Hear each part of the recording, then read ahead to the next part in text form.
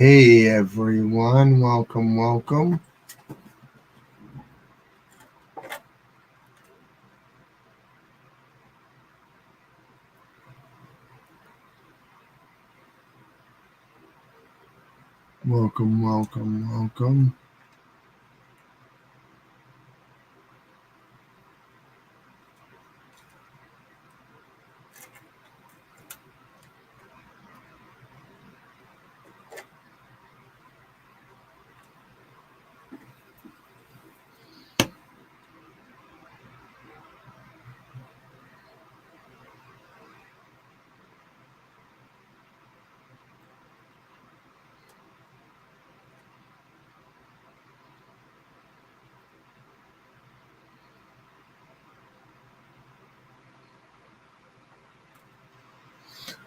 Welcome, my wonderful crafting nerds. Welcome in. This is Sean's Nerdy Craft Corner. And today is part 3 of my Disney talk. So, we are today going to we're going to dive into Walt's history. Everything to do with Walt Disney is my cup of tea. It's one of my favorite parts. It's one of my areas of Disney nerdom.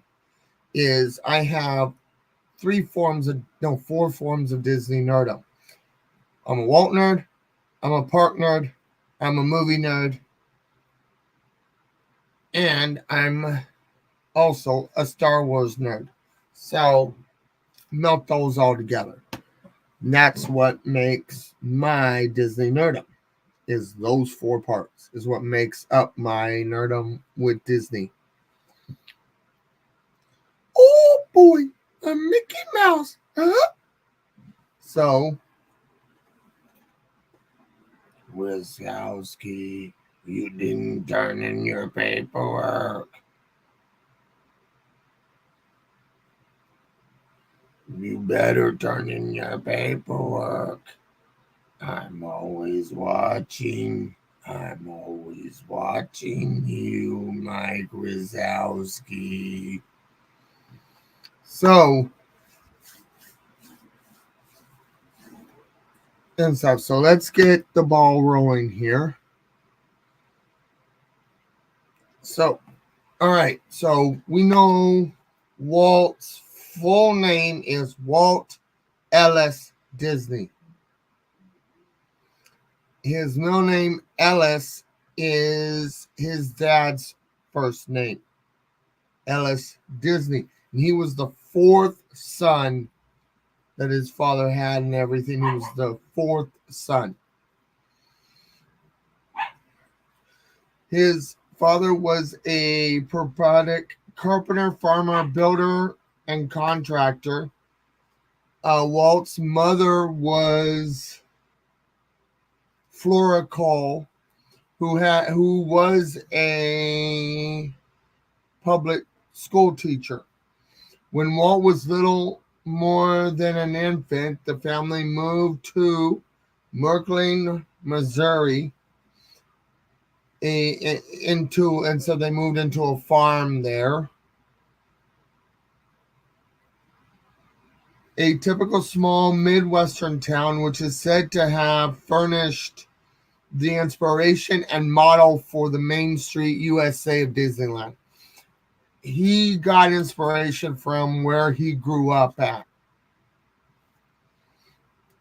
which was Merkland, Missouri.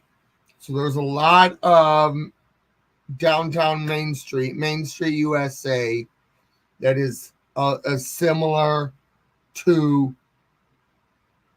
where he was from back then. There, Walt began his schooling and first showed a taste and aptitude for drawing and painting with crayons and watercolors. His restless father soon abandoned his efforts at farming and moved the family to other than Kansas City, Missouri, where he bought a morning newspaper route and compelled his young sons to assist him in delivering papers. Walt later said that many of the habits and compulsions of his adult life stemmed from the disciplines and discomforts of helping his father with the paper route. In Kansas City, the young Walt began to study cartooning with a correspondence school and later took classes at the Kansas City Art Institute and School of Design. In 1917, the Disneys moved back to Chicago. Walt entered McKinley High School, where he took photography and made drawings for the school paper, and studied cartooning on the side, for he was hopeful of eventually achieving a job as a newspaper cartoonist. His progress was interrupted by no other than World War One. So now you can see the year time frame that this was going on in Walt's life, in which he participated as an ambulance driver for the American Red Cross in France and in Germany. Returning to Kansas City in 1919, he found occasionally employment as a draftsman and inker in commercial art studios, where he met Iwerks, a young artist whose talent contributed greatly to Walt's early successes.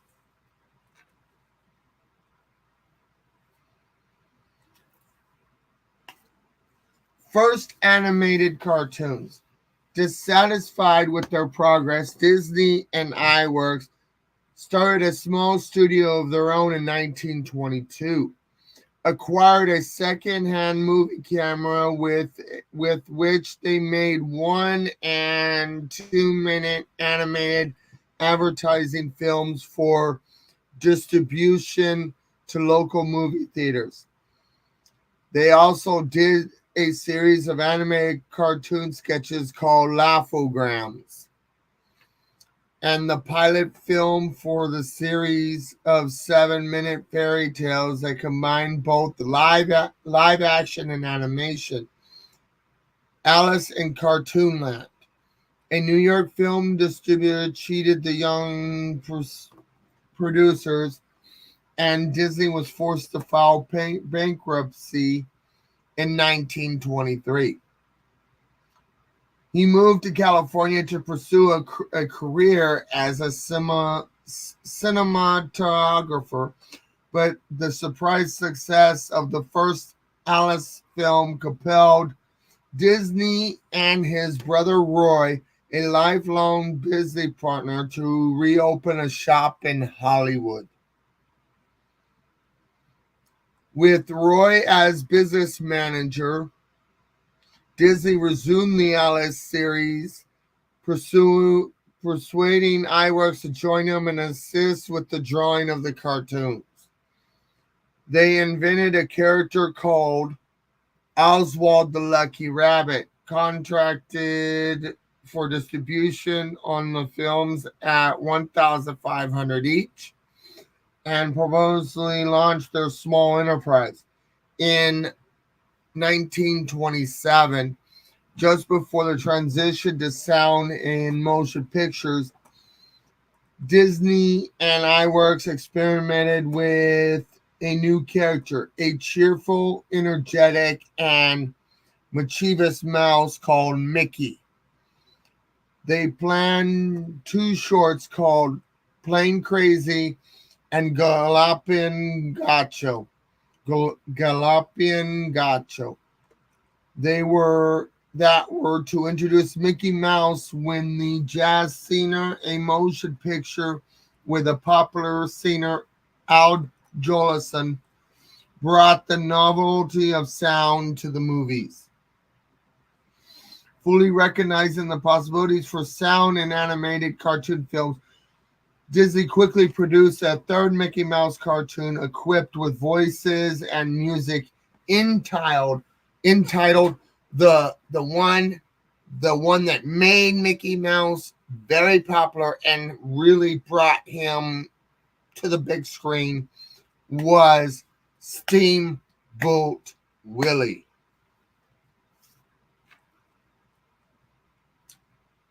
And cast aside the other two soundless cartoon films. When it appeared in 1928, Steamboat Willie was a sensation. It was like, he's going somewhere, this is going good, da, ba, ba. We love this character, ba, ba, ba, ba, and it just kept exploding from there. Especially with his whole Mickey Mouse character that it's up before, and he doesn't mention it here, but Mickey Mouse wasn't originally going to be called Mickey Mouse.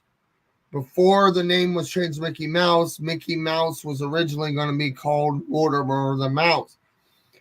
But it just did not fit. His wife went, no, that sounds a little too scary and just doesn't fit the character and some of the character concept and everything. So his wife like, no, call him Mickey the Mouse. And boom, it stuck with Walton, and it's been that way since. Mortimer eventually appeared in later on Mickey shorts, Mickey cartoons, as a villain, as one of the villains and stuff and everything, because there was Peg Leg Pete, and then there was Mortimer that eventually appeared.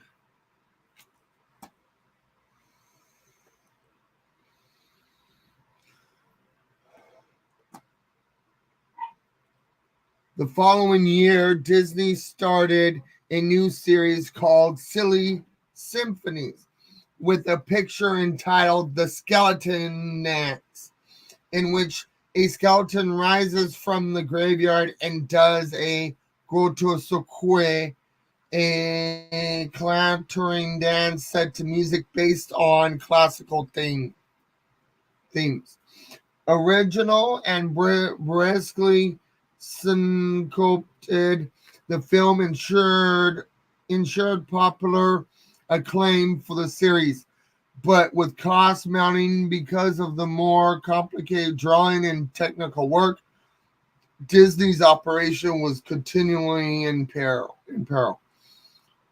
The growing popularity of Mickey Mouse and his girlfriend Minnie, however, attested to the public's taste for the fantasy of little characters with the speech skills and personality traits of human beings.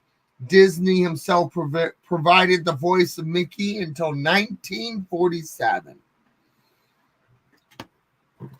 Oh boy!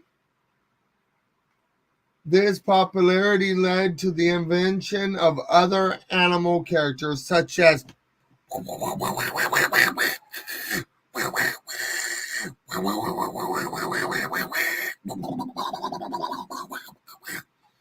Donald Duck, and the dogs Pluto and Goofy.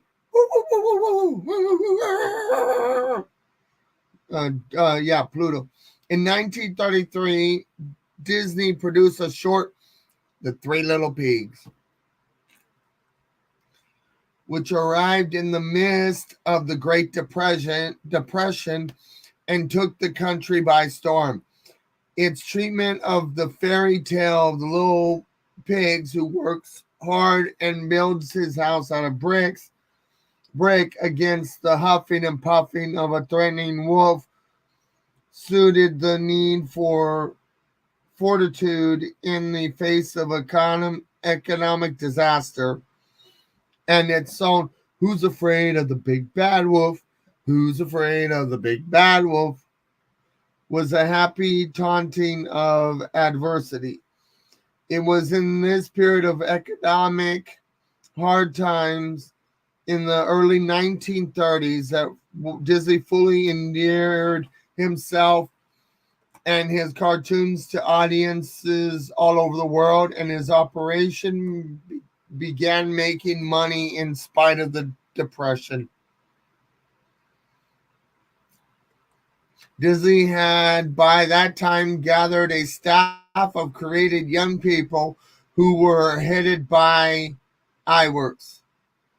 Color was introduced in the Academy Award winning Silly Symphonies film Flowers and Trees, while other animal characters came and went in the films, such as the grasshopper and the ants and the tortoise and the hare. 1934 and 1935, Roy franchised tie-in sales with cartoons of Mickey Mouse and Donald Duck. Watches, dolls, shirts, tops reap more wealth for the company. And here's where now we're going to start talking about the one movie, one animated film, classic, the first classic film, and animated film that Walt did, and this was his first created color animated film. And the money made from this was what was used to finance Disneyland, the creation of Disneyland. And it's the one and only Snow White and the Seven Dwarfs, 1937. So, yeah, Disney was never one to rest or stand still. He had long thoughts of producing feature-length animated films in addition to shorts. In 1934, he began working on a version of the classic fairy tale Snow White and the Seven Dwarfs, released in 1937. A project that required great organization and coordination of studio talent, and a task for which Disney possessed a unique capacity. While he actively engaged in all phases of creation,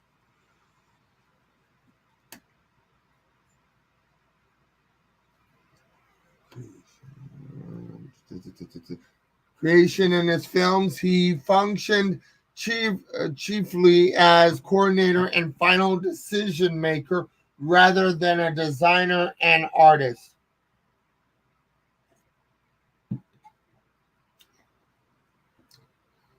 Snow White was widely acclaimed by critics and audience alike as an amusing, sentimental romance.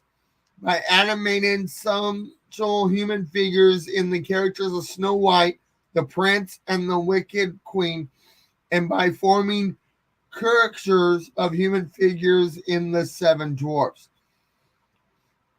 Disney departed from the scope and techniques of the shorts, and thus provided animation's effectiveness as a vehicle for feature-length stories. While Disney continued to do short films presenting the anthropomorphic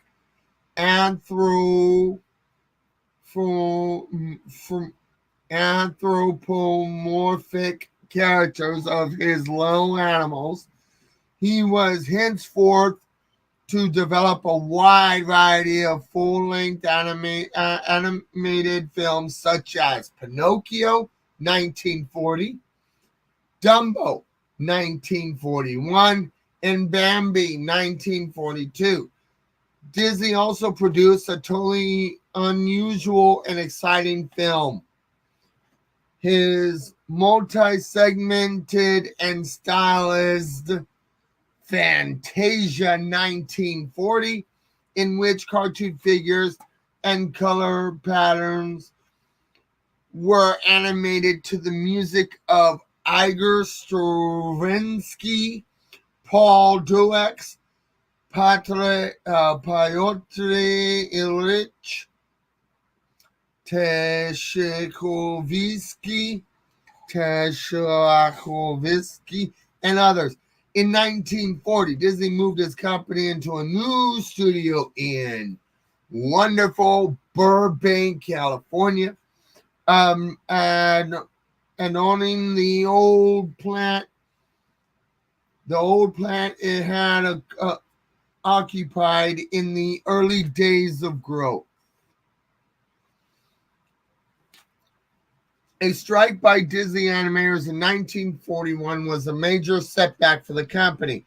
Many top animators resigned, and it would be many years before the company produced animated features that lived up to the quality of its early 1940 classics. Disney's foray into films were for federal government during World War II, helped the studio perfect methods of combining live action and animation. The studio's commercial films using this hybrid technique included The Reluctant Dragon, Saludos Amigos, The Three Caballeros, Make Mine Music, and Song of the South. Disney Studio, by the time, was established as a big business enterprise and began to produce a variety of entertainment films. One popular series called True Life Adventures featured nature-based motion pictures such as Seal Island, Beaver Valley, The Living Desert, 1948, 1950, and 1953. The Disney studio also began making full-length animation romances such as Cinderella, Alice in Wonderland, 1950 Cinderella, 1951 Alice in Wonderland, 1953 Peter Pan, and produced low-budget live-action films like The Absent-Minded Professor, 1961. Now we're starting to get into the 60s. The Disney studio was among the first to foresee the potential of television as a popular entertainment medium and to produce programs directly for it. And here's two that became very popular in the 60s. And so under Disney, Zorro and Davy Crockett series were very popular with children and a weekly showcase known by several titles. And I remember hearing this title, The Walt Disney's Wonderful World of Color, becomes a Sunday night fixture. I remember hearing a lot about that one. The Mickey Mouse Club, a variety show featuring a cast of teenagers performers known as the Mouseketeers, were also successful. The climax of Disney's career as a producer, however, came with his release in 1964 of the motion picture Mary Poppins, which won worldwide popularity.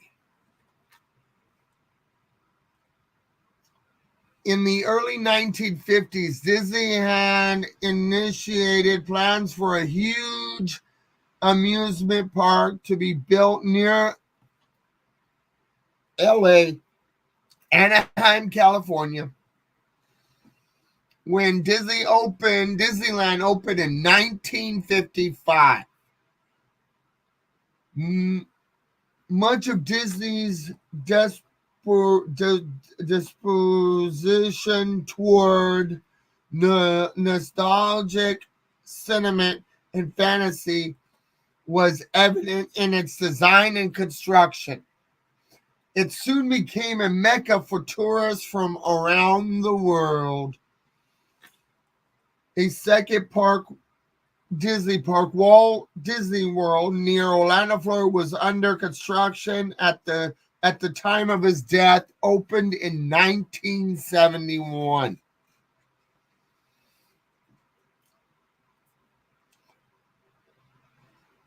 Disney imagination and energy. Disney is his whimsical humor, his gift for being attuned to the vigorous of popular taste, inspired him to develop well-loved amusements for children of all ages throughout the world.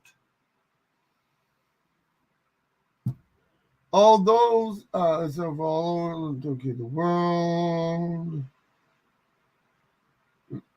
Although some criticize his frequently saccharine subject matter and accuse him of creating virtuosistic monopoly in American animation that discouraged experimentation, there is no denying his groundbreaking accomplishments. His achievement as a creator of entertainment for any almost unlimited public, and has a highly ingenious merchandiser of his wares, can rightly be compared to the most successful industrialist in history.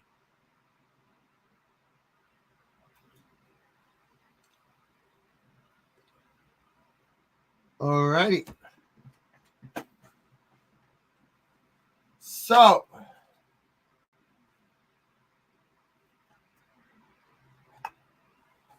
that's up. So I will switch over for a minute. I'm gonna get a little stretch break a little bit and eventually end up pouring me some more coffee. So while I do that, we're going to video file.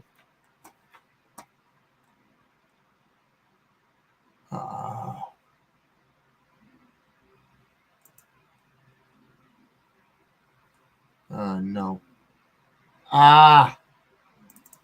Here it is. All right, I'll be right back, everyone.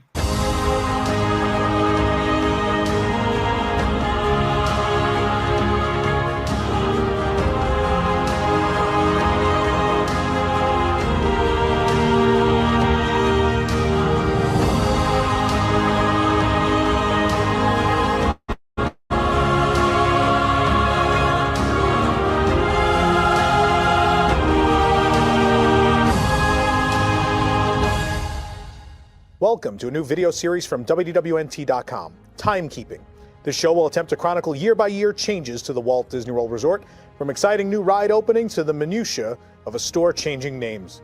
Join us as we count down to the 50th anniversary of the vacation kingdom of the world, Walt Disney's last great dream. The story of Walt Disney World doesn't begin with its opening on October 1st, 1971. In fact, it's arguable as to when that story begins. But for our sake, we'll say it truly began in 1959. That June, Walt Disney met with executives from NBC to develop a project in the New York City area, as well as move his show from ABC to NBC.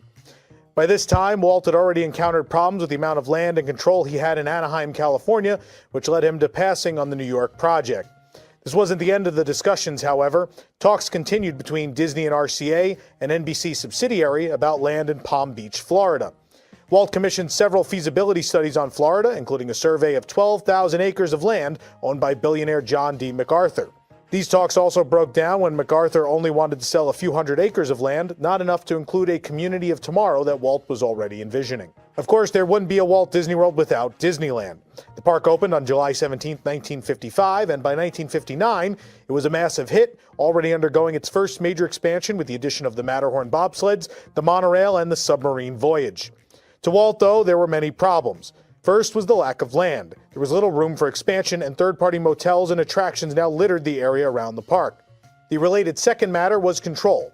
While Disney could flex its influence in Anaheim, he couldn't control what was around his property. And while these were deciding factors in choosing Central Florida, there were still a few other locations seriously considered as an East Coast attraction. These were centered around more established areas. In 1963, Walt was considering a site in Niagara Falls, the smallest of the proposed locations. Also in 1963, a site in St. Louis that would have been part of the same complex of the Gateway Arch was considered. This would have been a 5-story indoor park. Also in Missouri, Walt had considered purchasing and updating his old family farm in Marceline. And the NBC project actually began as a discussion of a New York area project. Funny enough, Walt even toyed with buying an existing Disneyland ripoff park in the Bronx, New York, called Freedom Land, which was founded by some former employees of his who had felt wronged. Central Florida ended up being the only site that provided the amount of land that Walt really wanted, but acquiring it without significantly driving up prices would lead to the kind of operation people write spy novels about. In fact, 2 of the principal participants in his plan, Paul Hellawell and William Donovan, were former members of the Office of Strategic Services, the predecessor of the CIA.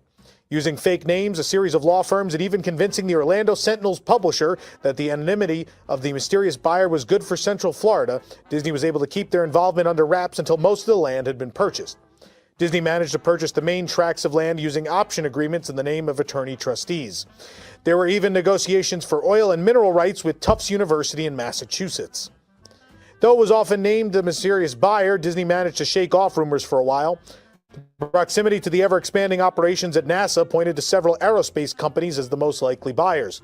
By 1965, Disney had procured 27,000 acres for under $200 an acre in the names of dummy corporations such as I-4 Corporation, Bay Lake Properties Incorporated, Latin American Development, Reedy Creek Ranch Incorporated, and Tomahawk Properties Incorporated. You can see these names listed above Crystal Arts on Main Street, USA, in a tribute to Don Tatum, who played a key role in the land purchases. That same land jumped to nearly $80,000 an acre after the project was announced. Even with the land acquired, Disney still had to figure out how it would govern the project. On June 14, 1965, a 4-day meeting commenced to decide upon the legalities needed to fulfill their goals. This included discussions on drainage, zoning, building codes, and taxation.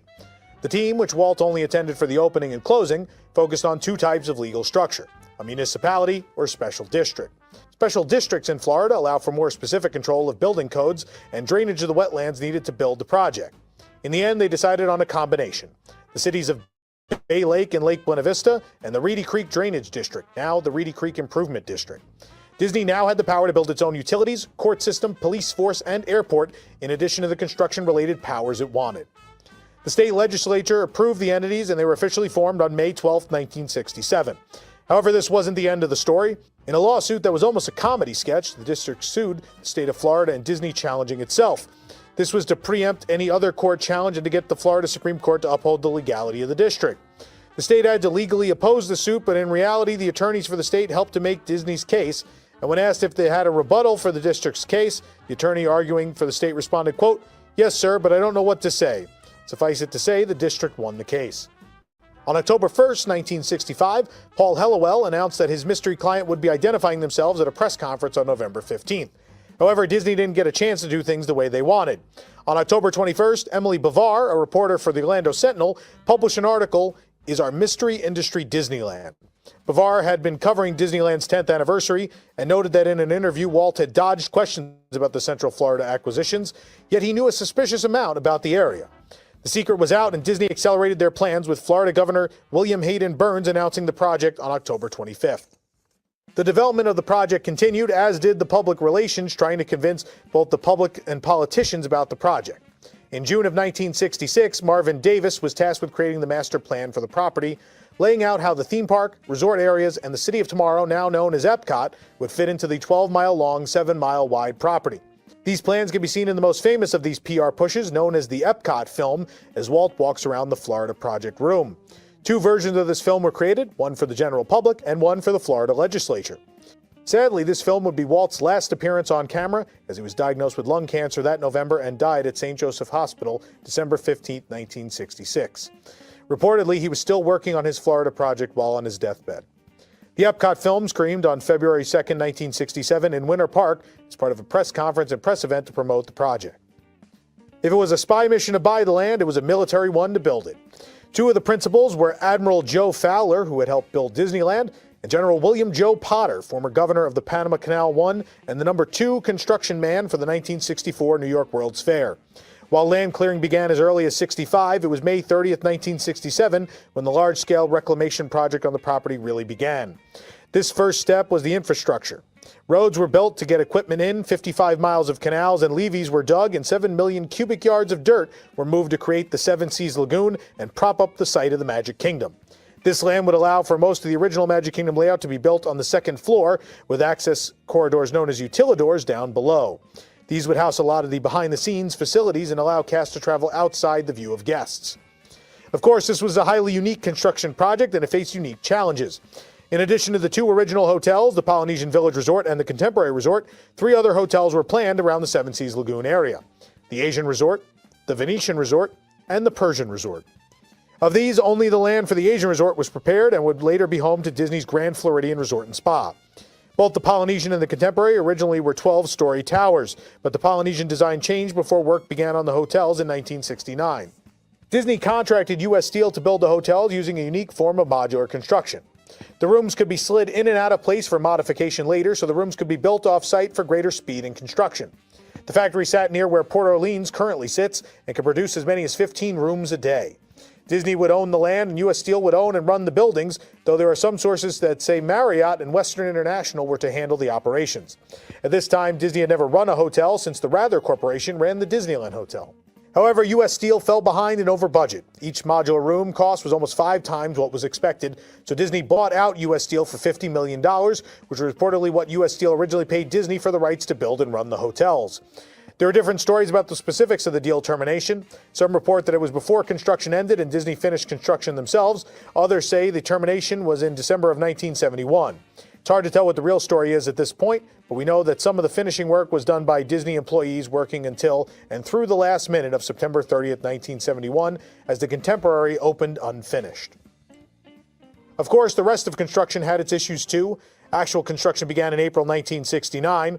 Originally thought to cost $100 million, the budget had already reached $400 million at that point, and there were still constant delays.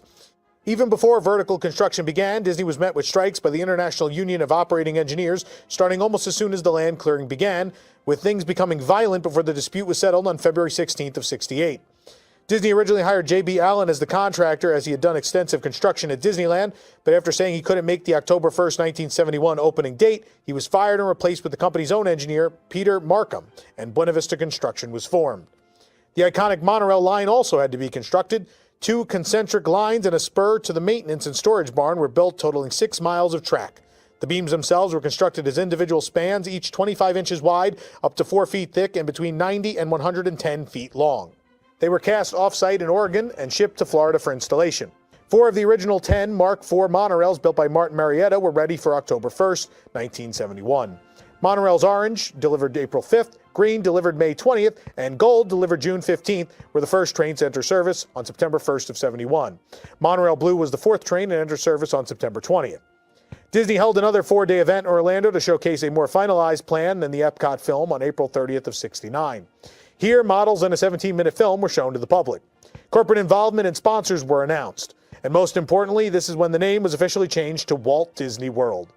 A lot of this was later seen at the Walt Disney World Preview Center, which opened on January 16, 1970, and would close on September 30th, 1971. Over 800,000 visitors passed through the center. The building still exists on Hotel Plaza Boulevard as the Amateur Athletic Union headquarters. This time period also saw Disney's first conservation area when in 1970 the company set aside 7,500 acres of the property to preserve. The opening date had been set in stone and was approaching quickly. Decisions had to be made as to what was going to open on day one and what would open soon thereafter, such as Fort Wilderness. One way or another, the resorts in the Magic Kingdom would be ready to go, even if Disney had to have non-construction workers laying sod in front of the Contemporary on the 30th of September. Thus, the pre-opening phase ended in a mad rush. The vacation kingdom of the world would officially rise from the swamps of Central Florida on Friday, October 1st, 1971. As the sun rose over Central Florida on October 1st of 1971, the management and cast of the Walt Disney World Resort braced for the expected onslaught. The fall date was planned to help manage crowds. However, newspapers and Florida Highway Patrol estimates had pushed that number into the hundreds of thousands after opening day at Disneyland ended up being an overcrowded disaster. Walt Disney World didn't have the same grand, live, star-studded opening day special. Those events would happen later in the month, but October 1st was just to be the opening day. By the end of the day, approximately 10,000 people had visited the Magic Kingdom, far from expectations. The park layout was essentially the same as we know it today, but obviously smaller. Large parts of Adventureland, Frontierland, Fantasyland, and Tomorrowland were barren land. But before they got to the Magic Kingdom, guests still had to pass through the Transportation and Ticket Center. The overall setup was similar to today's, minus the security and the Epcot platform. After paying 50 cents to park, the guests had two ways to get to the Magic Kingdom, via monorail or ferry. The two original ferries were the Port Sokol and the Southern Seas, side-wheel steamers with a 250 guest capacity. Monorails orange, green, gold, and blue were in service on opening day. Passing through the TTC, Magic Kingdom visitors would buy their tickets. There were three categories for tickets: child ages 3 to 11, junior ages 12 to 17, and adult for people 18 and up. An adult general admission was $3.50, but of course this didn't include ride tickets. There were also 7 adventure books that sold bundles of tickets including admission. This book contained one each of the A, B, and C tickets and 2 each of the D and E tickets at a price of $4.50 for an adult. An 11 adventure book also existed at $5.75 for an adult. The individual tickets were also available in the park, with an A ticket costing 10 cents, the B 25 cents, a C ticket 50 cents, D ticket 75 cents, and of course the E ticket for 90 cents for an adult, 80 cents for juniors. As you would have passed through the turnstile, strollers were in the same location, and the shop on the west side was the newsstand. Lockers were under the train platform inside the station building. Once a guest entered Main Street USA, the town square looked very much like it does today. The Oscar Mayer-sponsored The Town Square Cafe was in place of Tony's Town Square, but the confectionery and chapeau were there. However, the Camera Center took up part of the current confectionery space. Next to the Town Square Cafe was the Gulf Hospitality House, which served as a secondary guest relations for Town Hall across the street. The Harmony Barbershop was on West Center Street, which divided the west half of Main Street. The corner of Center Street and Main Street housed the New Century Clock Shop, sponsored by Elgin Helbros, and the greenhouse consisted of flower carts in the middle of the street. The Emporium still occupied the front corner, but stopped before Center Street. The back half of that side of the street contained the Card Shop, sponsored by Hallmark, the Penny Arcade, the House of Magic, and a tobacconist. The Refreshment Corner, sponsored by Coca-Cola, stood where Casey's Corner stands today. On the east side of Main Street, you would pass the Confectionery, the Main Street Cinema, and the Cup and Saucer China Shop. The Wonderland of Wax Candle Shop was tucked into the back of the south side of Center Street. Art stands where guests could have artwork drawn of themselves took up that side of Center Street. Along the north of Center Street, you could find Disney & Co., a toy shop, and Uptown Jewelers. Moving further along Main Street, you'd find the Market House, sponsored by Smuckers, and Dixie Crystals, followed by the Shadowbox Silhouette Studio and Crystal Arts. Next would be the Bakery, sponsored by Sara Lee, and the Plaza Ice Cream Parlor, sponsored by Borden. Main Street featured several attractions that could still be found today. Of course, the Walt Disney World Railroad existed at the train station at the beginning of Main Street, but at the time this was the only stop. 3 trains were in service: the Walter E. Disney, the Lily Bell, and the Roger E. Brogy. The Main Street vehicles were also in operation, featuring the fire truck, the horse-drawn streetcar, an omnibus, a jitney, and a horseless carriage. The Main Street Cinema was open, as was the Penny Arcade. There was various entertainment, including the Dapper Dans, the Walt Disney World Band, the Firehouse Band, a pianist at Refreshment Corner, a saxophone quartet known as the Keystone Cops, a Crystal Palace Trio, as well as characters on parade. Along the west side of the Central Hub area, the Baby Care Center and First Aid were in their current location. The Crystal Palace opened with the park, but was a cafeteria-style a la carte restaurant serving buffet style and was called a buffeteria. Moving clockwise, Adventureland featured nothing beyond the Jungle Cruise and the Tropical Serenade, the original name for Florida's Enchanted Tiki Room, which was sponsored by the Florida Citrus Growers. The Swiss Family Treehouse was there, and the Safari Club Shooting Arcade was in the current place of the Island Supply Company. This arcade consisted of coin-operated individual shooting machines as compared to the Frontier Shooting Gallery model.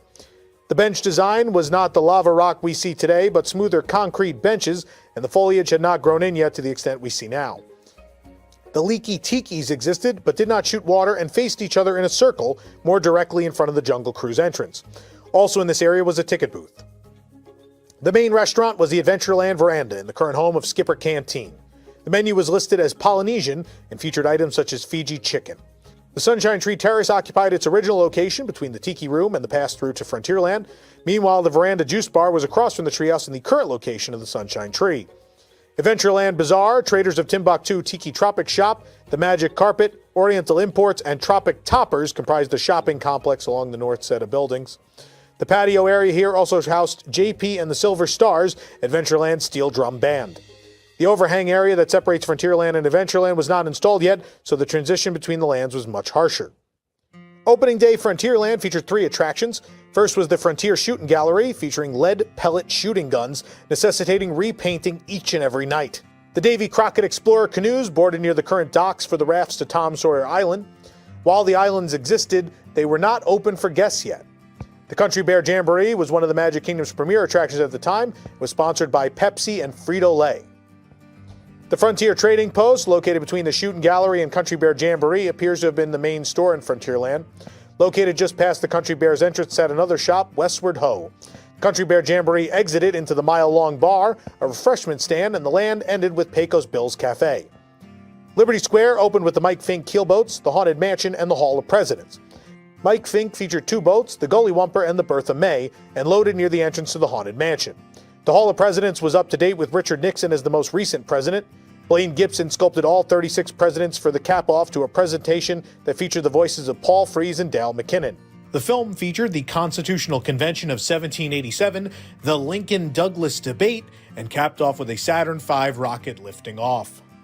Royal Dano once again voiced Lincoln for the finale, just as he did at Disneyland. The Haunted Mansion exterior was vastly different. No interactive queue, no empty hearse, and not even a canopy over the queue.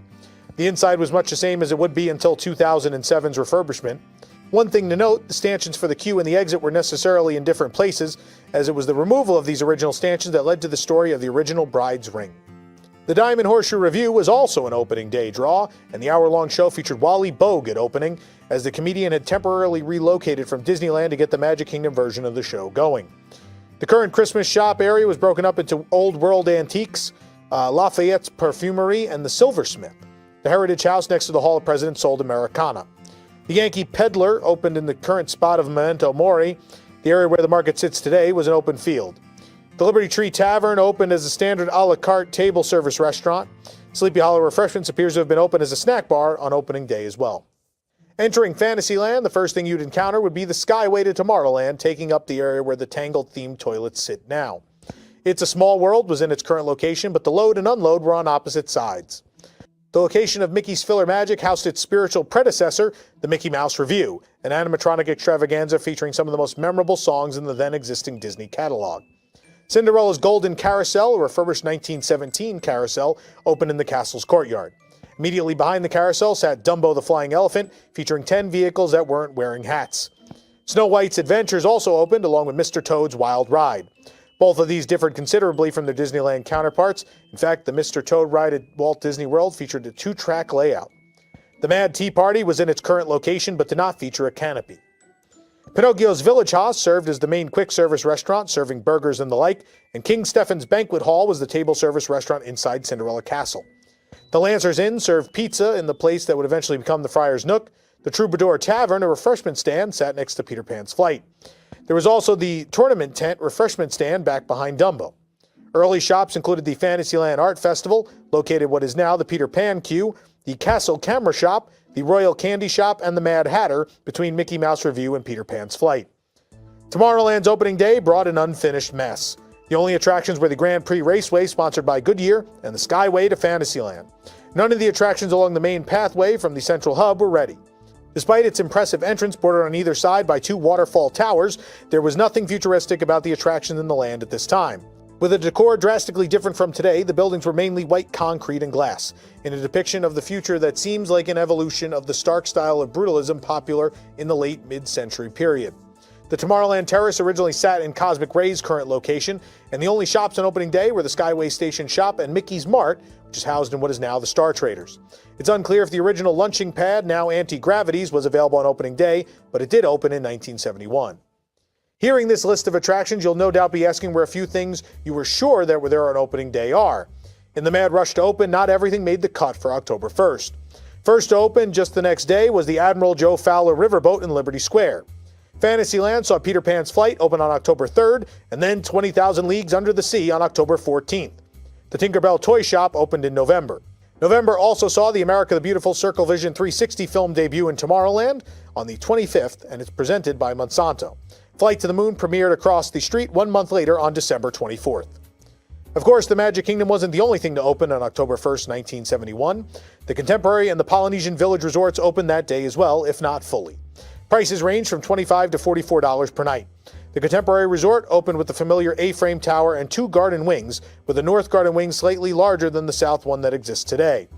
While its lack of landscaping on opening day was necessary to get the hotel open, the nearly 1,000-room resort still featured relatively little landscaping even after being completely redone within the month. The resort also featured significant convention space, even if the large convention center building was not there. There were 10 convention rooms, including names like Atlantic, Continental, Everglades, Gulf Coast, Pacific, Redwoods, Yellowstone, Yosemite. Alrighty, so to get back to what they were and stuff, yeah, a lot of that was the talk of Disney World, Walt Disney World, and everything. A lot of stuff and stuff like that. If you guys are watching this as a replay, here's a question. I want answers in the comments below. What your answer would be. What was Disneyland's opening attraction? And whoever gets it right gets 3 entries into my yearly giveaway. If you're close, 2 entries. If you're off a little bit, I'll still, because at least you tried, I'll give you 1 entry. But the ones that nail it with the correct answer, 3 entries. And also, if you also want an entry into my monthly and yearly, drop in the chat. The replay word of the day is Mickey Mouse. So and everything like that. I'm not going to reveal the answer until the correct answer until my next live, which will be tomorrow. So just and stuff. I might release it in the live, or I might mention it in a pre-recorded into an actual video. Don't know yet, but there's something special coming to my channel. I'll do these talks as lives and also do them as an actual video itself too, and everything. So there's more coming to my channel. I'm just right now I'm trying to catch up on doing lives and balance going to school full time. So I'm really busy here. Plus, I'm also gathering research and notes and all that stuff on my topics as well. So yeah, I'm really busy. But I hope everyone else is having a wonderful time. And I know I would go a little longer, but I got a lot to catch. I got some stuff I got to get ready and set up for tomorrow's live. And I also need to get some recordings done as well before I crash for the night. So I will see you guys in the next live, which will be tomorrow, 6 p.m. Pacific Standard Time. See you guys then. Love you all. Love you. Peace.